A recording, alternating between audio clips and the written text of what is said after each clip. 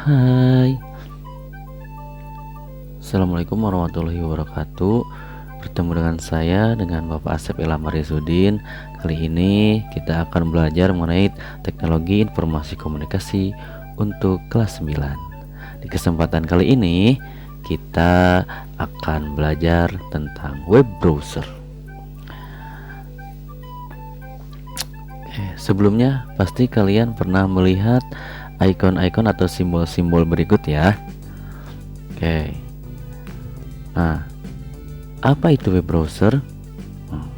Web browser itu adalah perangkat lunak atau software yang digunakan untuk mencari, mengakses, dan menampilkan halaman web ya. Karena pasti setiap hari kita menggunakannya ya. Oke. Nama lain dari web browser itu adalah peramban, situs jelajah, atau hanya browser saja ya. Dan kita biasanya nyebutnya hanya browser. Oke. Kemudian yang selanjutnya, apa sih fungsi dari web browser? Fungsi utamanya itu adalah sebagai penghubung antara user atau pengguna dan situs-situs pada sebuah website ya. Jadi dia yang menghubungkan antara kita dengan internet. Kemudian secara khusus atau terperinci, web browser itu memiliki 5 fungsi ya. Yang pertama, untuk menampilkan halaman atau situs-situs web. Yang kedua, menerjemahkan skrip menjadi tampilan yang menarik. Yang ketiga, menjamin keamanan situs website yang dikunjungi. Dan yang keempat, itu mendukung penyimpanan data halaman secara offline. Dan yang terakhir, memberikan dukungan untuk akses ke mesin-mesin pencari seperti Google, Yahoo, dan lain-lain. Yang selanjutnya, macam-macam web browser. Macam-macam web browser itu banyak sekali ya, mulai dari Google Chrome, Opera Mini, Microsoft Edge, kemudian Mozilla Firefox, Vivaldi, Internet Explorer, kemudian Tor, Safari, Conqueror, kemudian Link, kemudian Yandex, Komodo, Maxtron, kemudian Torch, UC Browser, dan Baidu. Dan itu sebenarnya masih banyak lagi yang lainnya. Ini hanya sebagian saja. Oke, dari macam-macam ini tidak akan Bapak bahas semua ya, hanya beberapa saja yang akan dibahas ya. Oke, kita bahas dari yang pertama ya. Ini berkaitan dengan kelebihan dan kekurangannya. Kita bahas yang pertama ya. Yang pertama, Google Chrome. Oke, ini yang paling banyak digunakannya.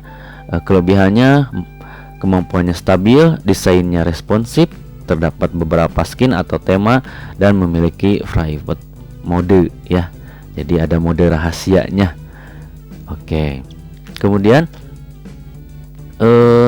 kekurangannya atau kelemahan daripada Google Chrome ini juga ada ya.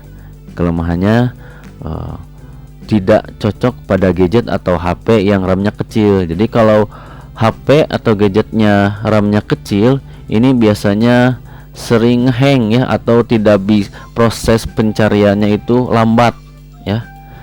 Itu untuk Google Chrome. Yang kedua, ini Opera Mini ya. Opera Mini juga banyak ya yang menggunakan biasanya di HP. Kelebihannya, performanya cepat ya, browsingnya itu lebih cepat ya, kemudian lebih hemat paket datanya. Kemudian ini katanya 70% lebih hemat baterai ya yang digunakan. Kemudian memiliki fitur ad blocker atau untuk mencegah adanya iklan ya. Kemudian kekurangannya, ini tidak dapat merubah shortcut key. Apa itu shortcut key? Nanti akan dibahas di bagian yang lain ya.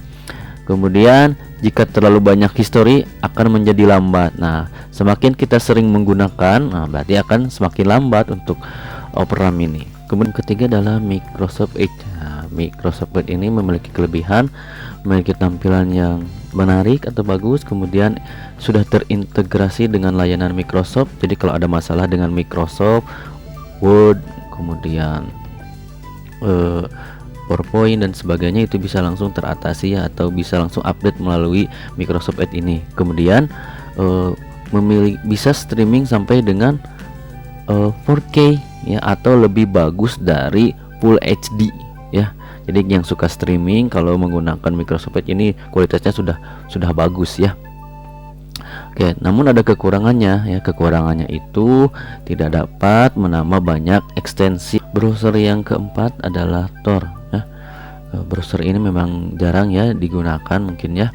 Namun kelebihannya dengan kita browsing ya, dengan browser ini kita IP address yang kita miliki itu akan tersembunyi sehingga tidak akan ada yang bisa mengakses atau mengetahui lokasi kita saat sedang melakukan browsing ya. Nah, namun kekurangan dari browser ini adalah koneksinya yang tidak stabil ya, kadang cepat, kadang lambat, dan secara pengaturan awal ya hanya bisa melindungi aplikasi bawaannya, mulai dari email gitu ya. Email bawaannya saja yang bisa diprotek ya. Oke. Dan web browser yang kelima adalah Safari ya. Web browser ini memiliki kelebihan pengolahan aplikasi berbasis webnya lebih cepat, kemudian bisa digunakan pada operasi sistem Windows maupun Mac tanpa perlu instalasi terlebih dahulu ya. Jadi praktis, bisa langsung digunakan baik oleh Windows ataupun Mac ya. Nah, namun ada kekurangan di aplikasi atau web browser ini. Ya, kekurangannya itu tidak memiliki fitur restore season. Artinya kalau kita secara tidak sengaja nih sedang browsing, kemudian HP-nya habis baterai ya. Nah, kemudian kita cas, kemudian kita membuka lagi Safari, maka history yang sebelumnya tidak akan muncul. Jadi harus browsing dari awal lagi. Baik, itulah mungkin penjelasan berkaitan dengan web browser, mulai dari pengertiannya, kemudian fungsinya, hingga macam-macam dari web browser itu sendiri ya. Itu saja yang bisa Bapak sampaikan. Mohon maaf apabila ada kekurangan. Assalamualaikum warahmatullahi wabarakatuh.